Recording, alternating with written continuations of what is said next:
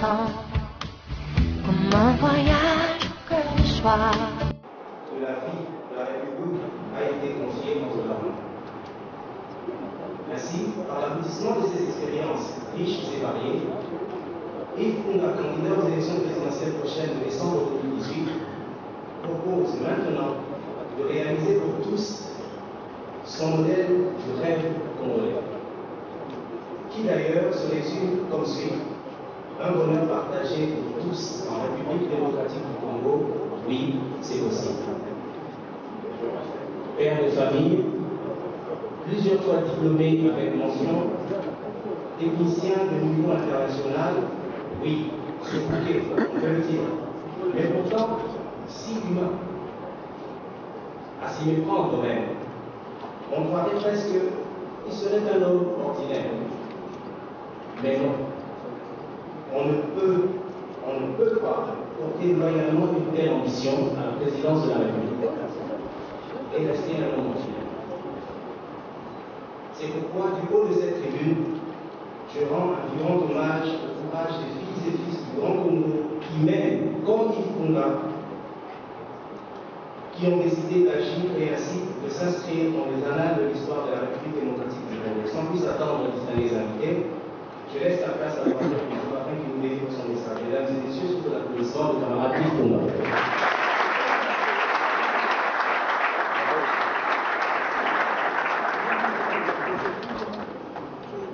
Bonjour à tous. C'est un grand honneur d'être devant vous, pour vous donner le programme que nous pensons qui va développer le Congo.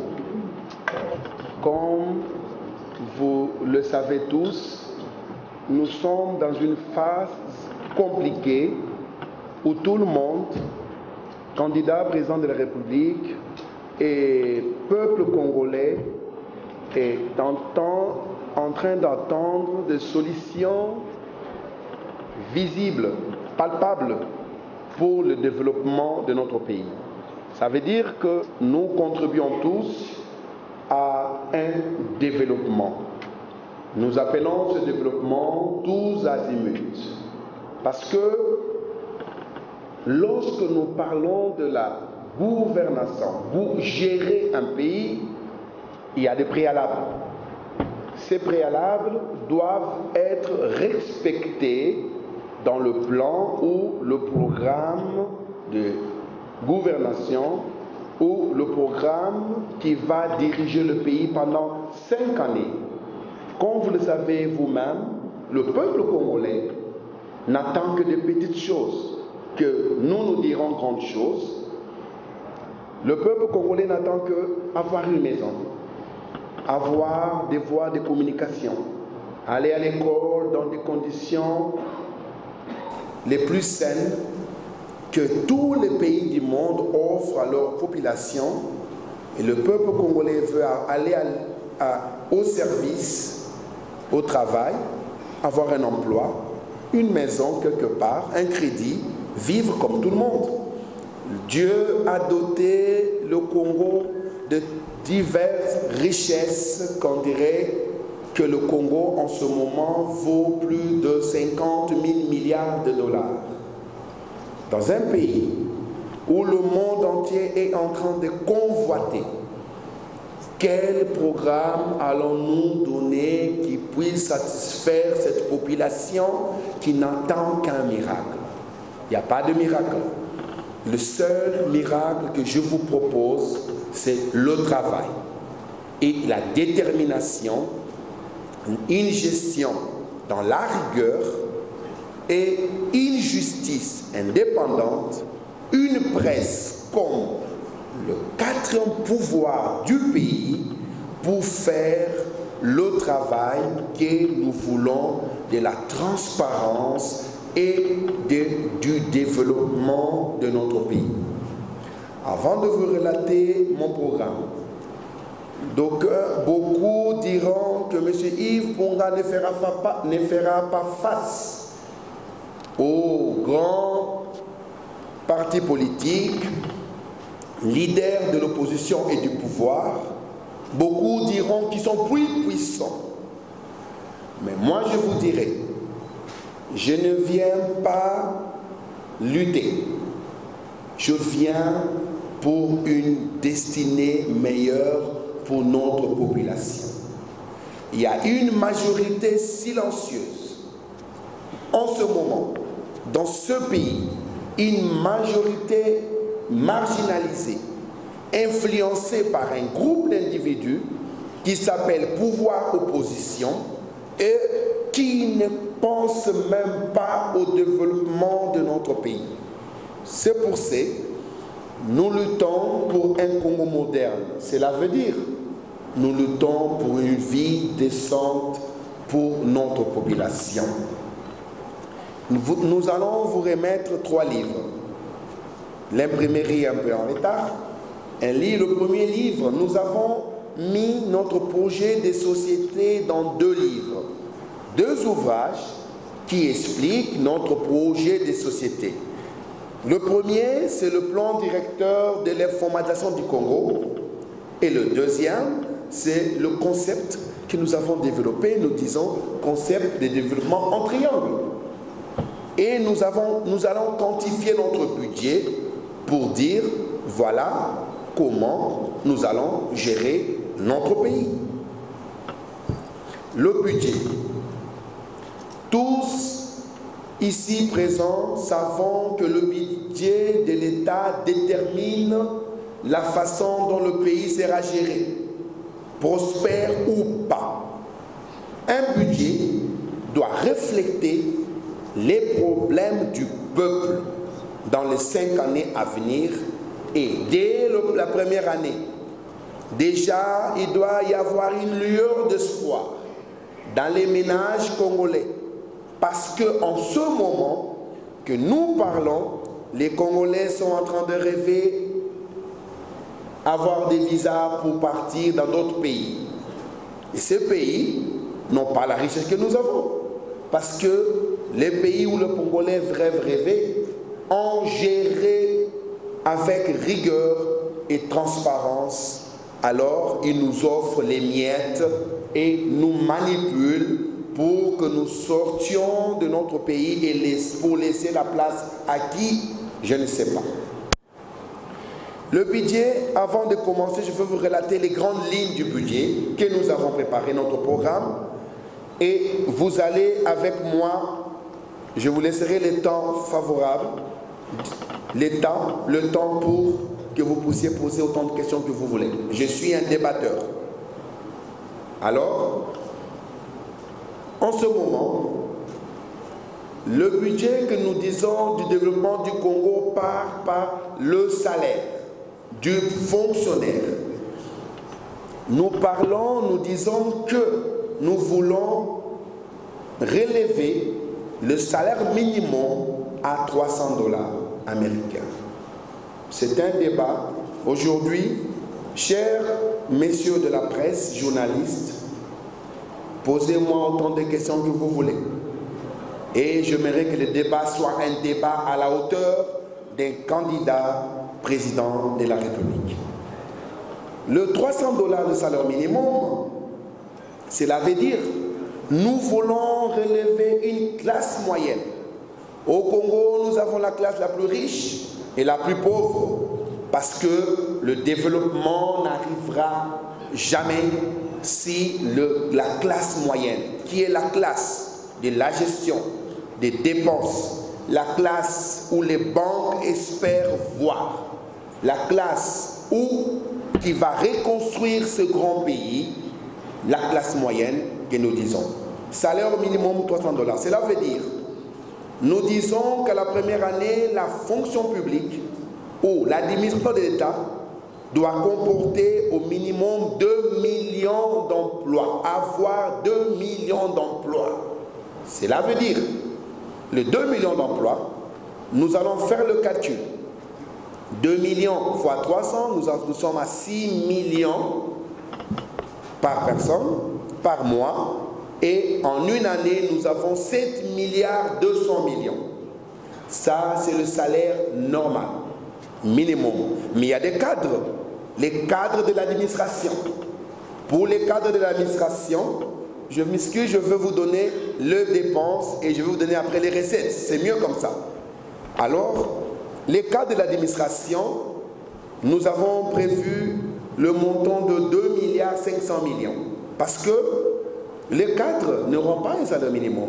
La classe moyenne dépend de leaders, des gens, des chefs de bureau, des cadres de l'administration, des chefs de service, des secrétaires généraux dans tous les domaines.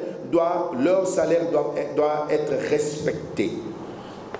Nous parlons, le deuxième point dont nous avons parlé de 7 milliards 200 et 2 milliards 500, l'administration, la fonction publique, les entreprises para-étatiques. Et nous allons à l'éducation. Notre éducation ne reflète plus l'éducation de jadis parce que le professeur n'a pas de salle de classe adéquate, l'élève ou l'étudiant n'est pas accepté dans les conditions que nous disons qui reflètent la globalisation et ce grand mouvement que nous disons de la révolution numérique. Cela veut dire que nos universités, nos écoles doivent être structurées d'une telle manière que nos élèves étudiants ne puissent pas penser un jour aller à l'extérieur. C'est pour cela, dans le même budget, tout ce que je suis en train de dire, c'est le budget annuel. Je ne parle pas d'un budget de 5 ans. En 5 ans, je vais vous donner le total. Nous disons 5 milliards de dollars pour l'éducation. Cela veut dire que le professeur aura des bâtiments pour enseigner, l'étudiant aura des bancs. Et nous disons, il faudrait que l'État puisse octroyer 50 000 bourses chaque année. Pourquoi nous parlons de bourses? Une bourse, les meilleurs élèves doivent être récompensés. Nous parlons des bourses internes.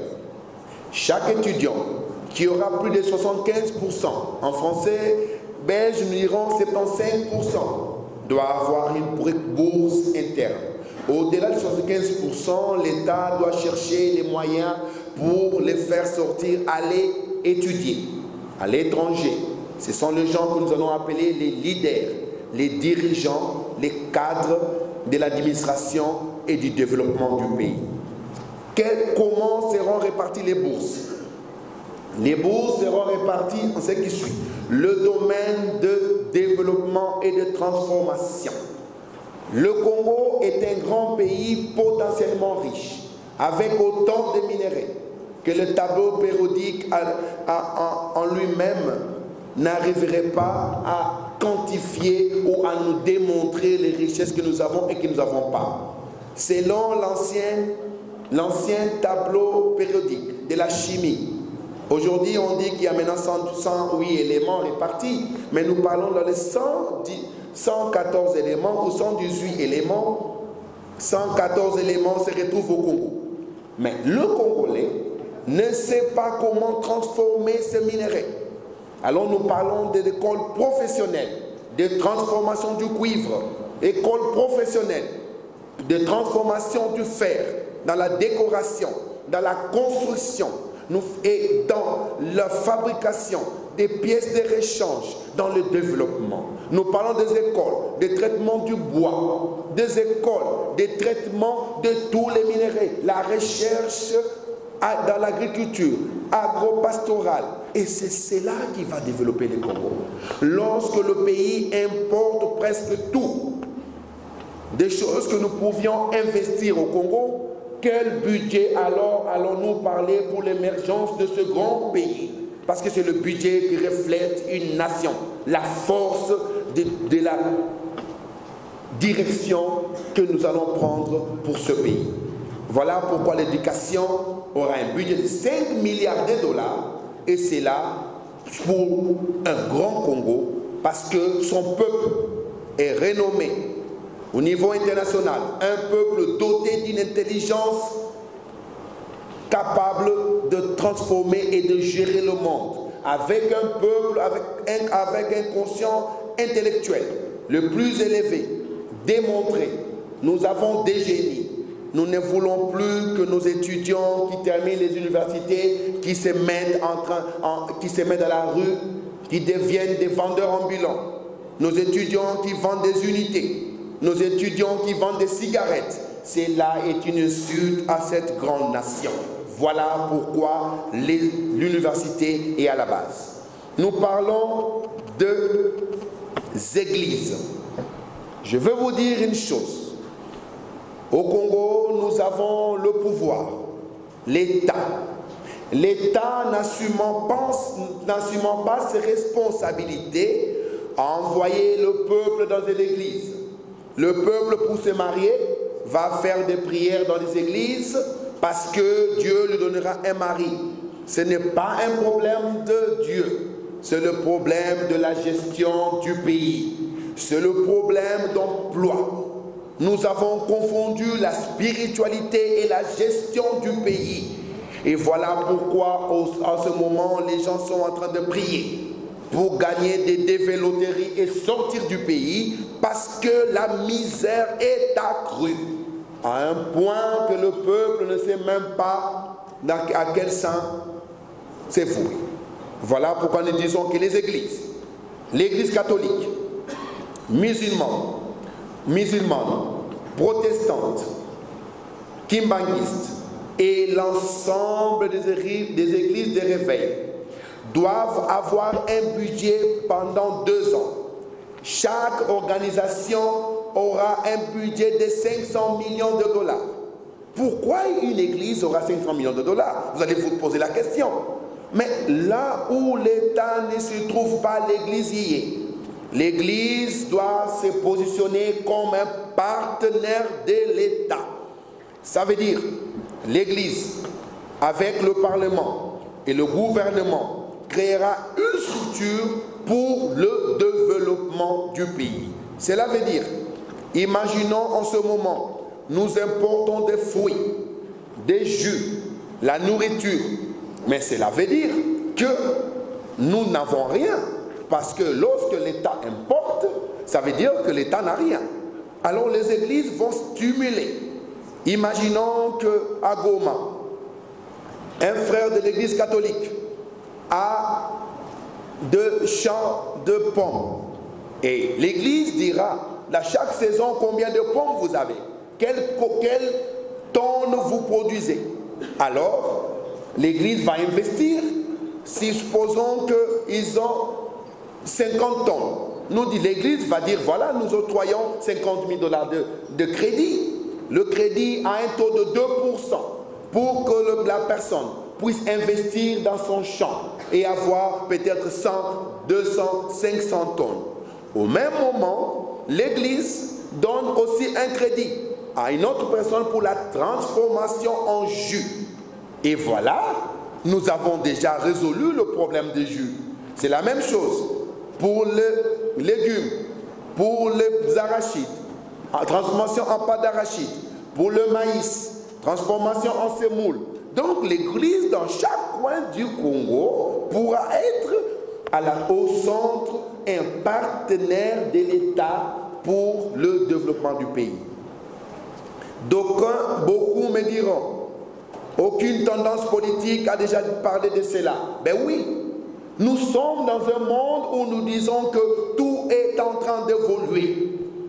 Vous voyez, caméras devant moi sont des caméras de nouvelle génération, haut de gamme. Nous voyons même la décoration intérieure dans cette salle, elle est de haute gamme. Alors pourquoi pas le développement du Congo doit avoir aussi une version. La version que moi je propose, c'est la version 2.0. Ça veut dire que la gestion du pays a été, depuis l'indépendance jusqu'à aujourd'hui, à une version 1.0, le statu quo.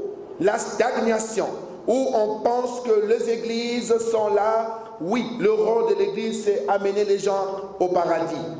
Mais au Congo, l'église, c'est l'institution qui reçoit le pleur au niveau social, pas le pleur spirituel. social. Le peuple, quand il souffre, va voir un prêtre, un imam, un pasteur, un évangéliste. Alors pourquoi ne pas résoudre ce problème une fois pour toutes? Nous parlons aussi d'un investissement de 10 milliards de dollars dans la construction de 20 000 kilomètres de chemin de fer. Pourquoi le chemin de fer? Je vais vous dire, le Congo, en ce moment, a tout pour son développement. Mais il n'y a pas moyen d'écouler nos denrées alimentaires. Nous disons, nous condamnons nos voisins. Le Congo a autant d'argent, de minéraux et d'argent, mais n'arrive pas à l'avoir en main. Le Rwanda, c'est le centre de traitement et de vente mondial du coltan qui vient du Congo.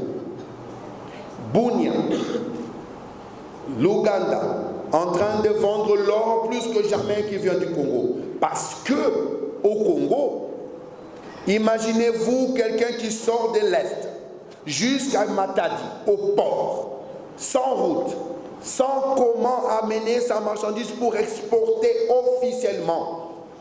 Le commerce, c'est la recherche du bénéfice. Alors, tous iront sortir vers nos voisins parce qu'ils veulent une rotation annuelle ou mensuelle un peu élevée. Ça veut dire qu'il y a un problème au niveau du gouvernement. Pourquoi nous ne pensons pas l'ONATRA, une des grandes entreprises que nous avons quantifiées, peut générer par an plus de 12 à 15 milliards de dollars. Elle est là, statique, n'arrive même pas à payer ses fonctionnaires. L'ONATRA, avec l'inauguration des trains Fatoche, on paie les trains, on les locomotives, on dit on a acheté de nouveaux trains. Quel genre de gestion pour ce grand pays? Quel dirigeant qui aime le pays, le dirigeant aimant ce grand pays, œuvrant pour une prospérité future, une génération qui viendra, pour nos enfants, pour nos petits-enfants. Nous vivons avec des dirigeants qui ne vivent que du lendemain. Nous ne savons pas pourquoi, c'est à eux de nous le dire. Pourquoi il n'y a pas de développement? Le chemin de fer, 20 000 kilomètres, donnera à l'entreprise ONATRA plus de 12 à 15 milliards de dollars annuels. Pourquoi cela n'est pas fait? 10 milliards de dollars pour le chemin de fer, c'est pour que nous puissions dire dans 2-3 ans, aucun minerai, que le Parlement dise, aucun minerai du Congo ne sortira de nos frontières, ne passeront que par la voie légale. Ça veut dire Matadi. Alors nous développons aussi les douanes, nos ports maritimes, nous développons. Voilà ce que nous disons, nous parlons par la gestion d'un pays. Et lorsqu'il y a le chemin de fer, le tourisme, nous avons quantifié que le tourisme peut générer de 5 à 10 milliards de dollars par an. Nous parlons de beaucoup de pays, le centre touristique de l'Afrique. C'est faux, je vous dis. Nous avons nos parcs. Nous avons autant de la faune que Dieu a doté le Congo. Même le tourisme interne est devenu impossible.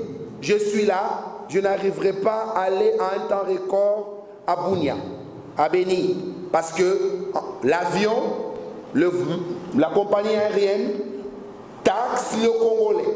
Le prix de l'avion d'ici jusqu'à Goma est plus cher que le prix jusqu'en Chine, jusqu'en Afrique du Sud. Aberration, insulte à la nation. Et personne n'en parle. Quel budget pourra terminer tout ce problème? Quel budget pour ce grand Congo? Alors, allons-nous donner des budgets pour satisfaire, pour que les gens aillent dans les poches des gens? Non. Nous passons. Nous parlons encore de l'agriculture. L'agriculture mécanisée, moderne, avec des régions, comme on dirait aux États-Unis, des Middle East, où l'agriculture sera à la base. Nous dotons 5 milliards de dollars pour l'agriculture du Congo. Et c'est là et la base du développement. Le Congolais doit arriver à avoir à manger et à exporter. Notre balance de paiement est déficitaire. Notre monnaie n'a plus de valeur parce que les opérateurs économiques vont importer presque tout chaque mois et l'État n'arrive même pas à donner le devise. Nos banques n'arrivent pas à donner autant de devises et ils manipulent le taux de change parce que les besoins primaires du Congolais n'est pas pris en charge. Nous parlons de logement. Nous avons dit ceci. Le logement au Congo est un grand problème.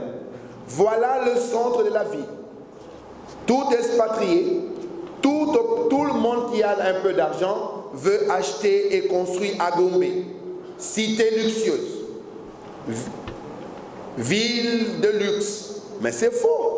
Pourquoi allons-nous nous confiner vers le centre-ville? Nous avons dit, notre programme en 5 ans, c'est pour le logement, nous avons prévu entre 2 à 3 millions de logements. C'est rien du tout, mes frères. On ne comprendrait pas pourquoi le Congolais, encore avec autant d'espace vert, vide, on n'arrive même pas à avoir un logement, des crédits des logements pour les professeurs, pour les militaires, pour la police et pour notre génération. Nous avons doté 10 milliards de dollars pour le logement. Le logement, annuellement, l'État aura une ligne budgétaire de 10 milliards de dollars. Alors, comment les Belges ont construit avec les maisons honnêtes? Lorsque le Congo ne vivait que de caoutchouc, l'EVA a construit le Congo. Il y avait des magasins partout, select, dans tous les coins. Il n'y avait pas de migration interne. Le mouvement migratoire, lorsque nous avons des magasins dans nos villages, les gens du village ne viendront pas acheter un soulier à Kinshasa. Auparavant, quand nous on grandissait, quand quelqu'un venait du village, il venait avec autant de marchandises, la nourriture. Aujourd'hui, c'est l'inverse, parce qu'on les a dépouillés de la base de la gestion du pays. Ils n'ont plus rien. Alors, voilà ce que nous disons, développement du Congo. Nous parlons encore de l'administration de l'État. L'État aura 5 milliards de dollars par an pour enfin avoir une administration digne de ce nom. Une administration, pas ce que nous voyons. Donc l'État doit investir dans les communes, dans ces villes, gouvernorat et tout ce qui a trait à la bonne gestion. Enfin, nous aurons des écoles d'administration dignes, comme auparavant. L'ISC était l'une des grandes écoles de l'Afrique centrale ou de l'Afrique. Aujourd'hui, le professeur mal payé, l'étudiant avec le souci du manger et du transport, d'embouteillage et bouchons, comme nous le disons, n'arrive pas à avoir à lire et à penser comme le veut le temps moderne. Parce que son souci, c'est nouer le bout du mois. Alors, nous disons, l'administration de l'État doit fonctionner. Nous parlons des ponts, routes et balisage de nos rivières. Ça veut dire que nos rivières doivent être balisées. Pourquoi on ne peut pas sortir de Kinshasa jusqu'à Maluku en bateau-taxi? Pourquoi nous avons des pierres partout? Mais ces pierres que nous avons dans nos rivières, dans nos lacs, c'est pour construire le Congo. Ce n'est que prendre la dynamite et le détruire et prendre les pierres, ça fera partie du développement du Congo. Pourquoi personne ne voit tout cela? Et ces pierres peuvent être même exportées. Le Congo a besoin d'un boom économique. Et ce boom économique, ce candidat que vous avez devant vous, Yves Funga, vous le donnera.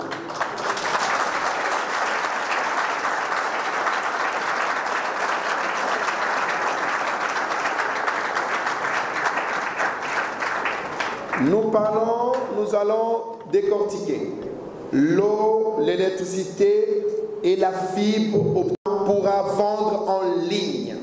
Pourquoi nous achetons des produits en ligne de tous les pays du monde, sauf le Congo? parce qu'il n'y a pas de chemin de fer, il n'y a pas de voie de communication.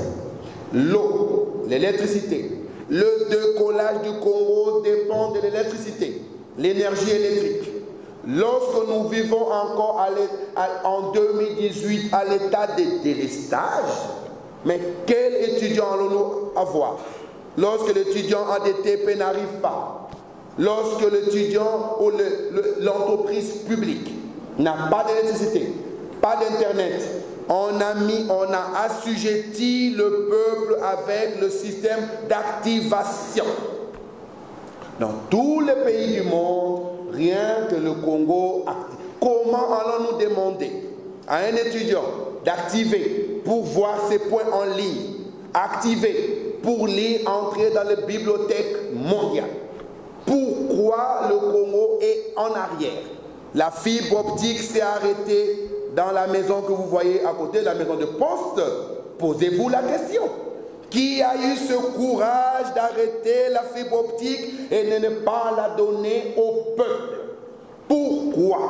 Voici, c'est pour cela que notre programme prévoit la fibre optique, l'eau, l'électricité en 2018. Beaucoup, vous verrez dans la campagne électorale, s'apprêtent à inaugurer des puits d'eau. Et le peuple dira, où mais là? Parce qu'ils ont amené des puits. Mais on devait leur poser la question, à quoi sert la régie des eaux? Pourquoi on nous appelle le pays des grands lacs?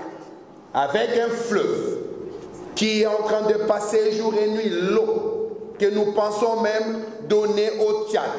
Mais notre peuple, le village au Congo, le peuple se lave encore dans des rivières. À quoi sert la régie des eaux? Qui gère la régie des eaux pour ne pas donner au peuple? Et nous disons que le gouvernement, la gestion du pays selon Yves Funga, on doit tenir compte des besoins primaires. L'eau, l'électricité et l'Internet. L'Internet est devenu c'est un besoin vital. Tous les pays du monde en ont parce que nous allons émerger grâce à ces grands produits. Alors nous disons 3 milliards 300 000 $ pour investir dans l'électricité, dans l'eau potable, dans toutes les maisons et nous parlons de l'Internet partout. Nos villageois ne rêveront plus un Congo où il faut aller dans les rivières.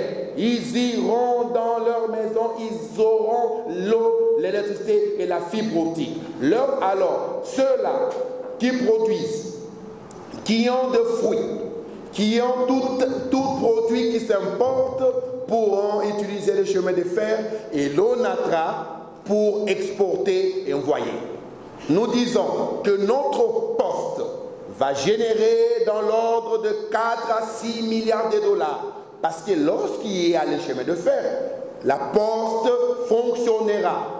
Et la correspondance entre le gouvernement et son peuple, la correspondance entre les entreprises et le peuple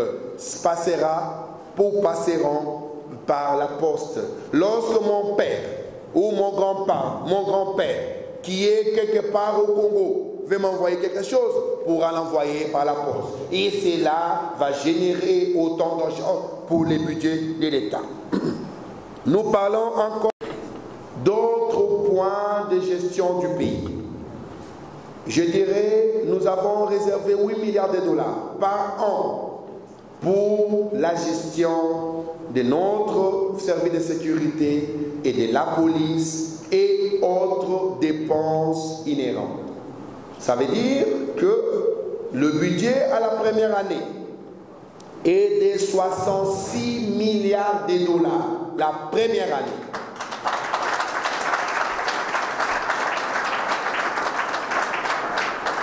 Et à la deuxième année, un budget de 70 milliards de $. À la troisième année, un budget de 75 milliards de $. À la quatrième année, nous passons maintenant à un budget que nous vous dirons que c'est le budget que nous avons écrit ce grand livre. Un budget de 100 milliards de $. Et à la cinquième année. Donc, M. Yves Funga est venu vous proposer un budget de l'ordre de 400 milliards de dollars pour les 5 années à venir. Je vous dis, mes frères, sans ce budget, tout budget que vous allez nous proposer, nous aurons un pays stagnant. Il y aura toujours les chégués dans la rue.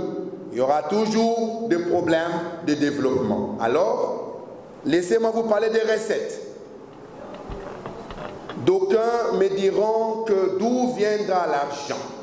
Ça, c'est la question de tout Congolais. On ne nous dit jamais d'où vient l'argent qui enrichit les privés. D'où vient l'argent qui a construit d'autres pays avec nos minéraux. Ces pays-là deviennent des booms économiques. Nos minéraux, à quoi? Lorsque le minerai du Congo ne contribue qu'à 3% au budget de l'État, je vous dis que les minéraux appartiennent à un groupe d'individus. Nous nous disons, les recettes. Avant de parler des recettes, nous avons écrit, on donnera à tout le monde un livre, je ne sais pas si c'est prêt, nous avons donné un plan directeur de l'informatisation du Congo. Cela veut dire, on ne pourra pas contrôler les recettes de l'État si nous n'informatisons pas. Nous avons parlé de l'informatisation, de l'administration publique. L'ordinateur sera à la base de toutes choses. Le gouvernement sera un gouvernement, on appelle e-gouvernance. Ça veut dire le gouvernement électronique. Le budget de l'État, c'est...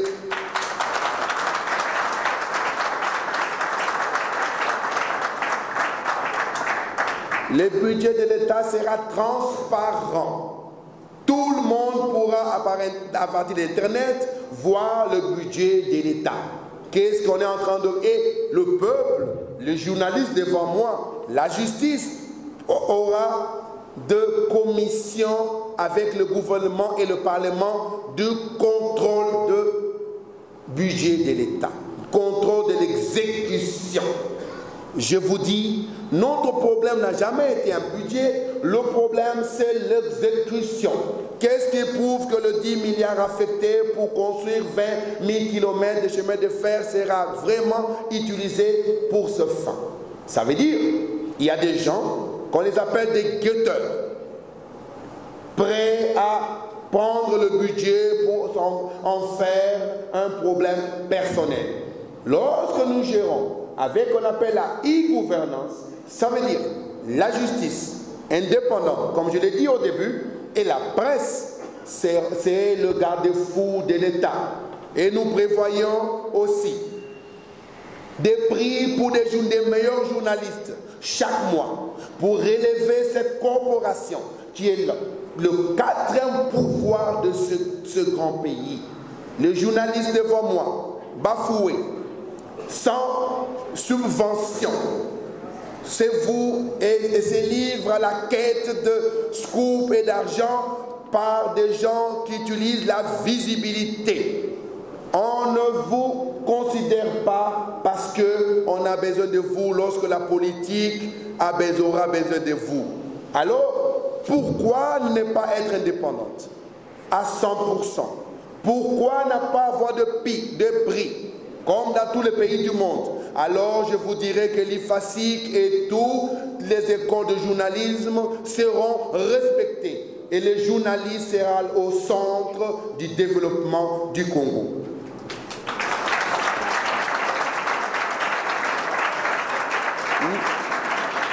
Nous parlons des recettes de la TVA.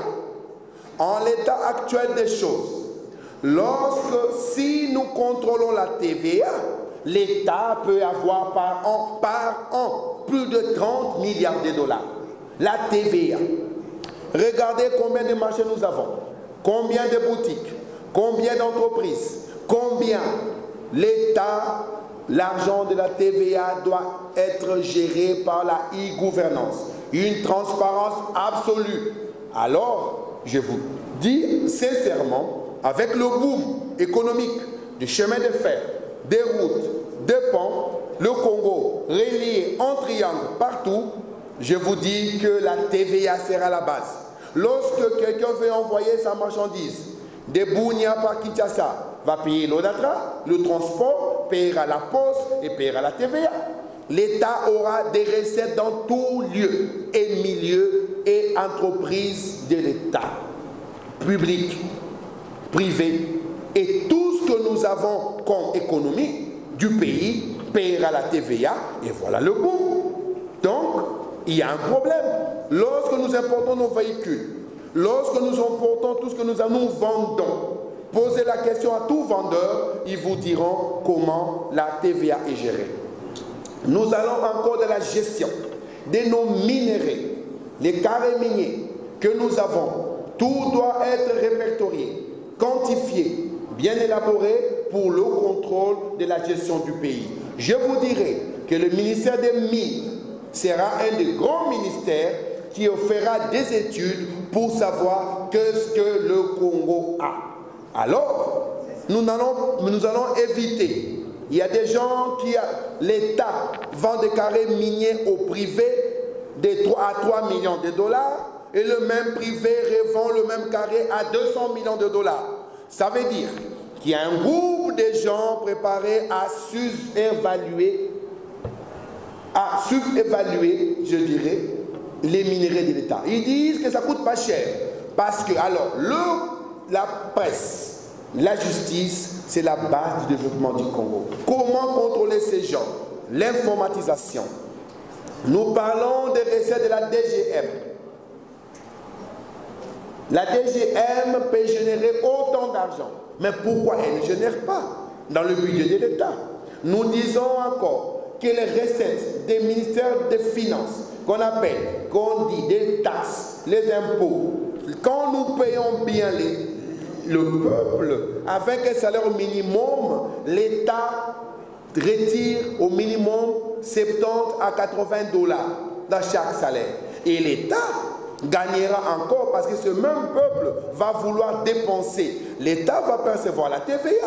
Ça veut dire que le salaire minimum de 300 dollars, c'est l'État gagne quand il paye bien. Je paye 300 dollars. La personne va aller dans une boutique, la TVA.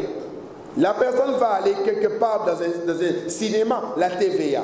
La personne va payer l'IPER et l'impôt de l'Institut national de sécurité sociale, l'INSS. Ça veut dire que l'État, en payant bien son peuple, l'État gagne et se développe. Les restes...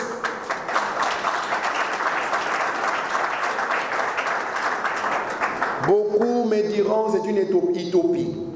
À ceux-là qui me poseront des questions d'ici peu, pour me dire que c'est une utopie, d'où viendra l'argent? Laissez-moi les répondre déjà pour qu'ils ne viennent pas avec ce genre de questions. Posez-moi des questions à caractère économique, développement. Ne dites jamais aux Congolais d'où viendra l'argent. Parce que combien de tonnes d'or nous avons au Congo? Des entreprises qui viennent investir dans l'or. Ils s'enrichissent des milliards et des milliards. Le diamant, nous parlons de la relance de la Gécamine, la vraie Gécamine, le grand Gécamine. Parce que c'est ce que nous voyons. Nous parlons de la relance de la MIBA. La MIBA produit autant de diamants. Mais pourquoi nous ne relançons pas le poumon économique de l'État? Nous disons, le cobalt, aujourd'hui l'industrie mondiale d'armement, de l'aviation a besoin du cobalt du Congo pour sa production. Mais combien le Congolais bénéficie dans tout ce que nous faisons? Pour fabriquer une caméra, la matière première vient du Congo. Une télévision, un téléphone, une arme, un satellite, tout ce que nous voyons, tout vient du Congo. Et pourquoi les Congolais ne bénéficient pas? À ceux-là qui me diront qu'il n'y a pas d'argent, je leur dirai, ces gens qui payent le téléphone et le coton, le cobalt, l'huile, le cuivre, l'or, le fer, l'argent qu'ils payent va où? Avant de poser cette question, posez-vous cette question. Moi, je vous dirai, Aujourd'hui, nous parlons du futur d'un pays. Beaucoup, nous avons un peu compris que le problème n'a jamais été des Congolais, le problème a été du contrôle. Le contrôle, nous avons décrit dans les livres qui va contrôler tout ce que l'État a pour que ses fils et filles puissent en bénéficier. Chers compatriotes, je dis que je vous remercie.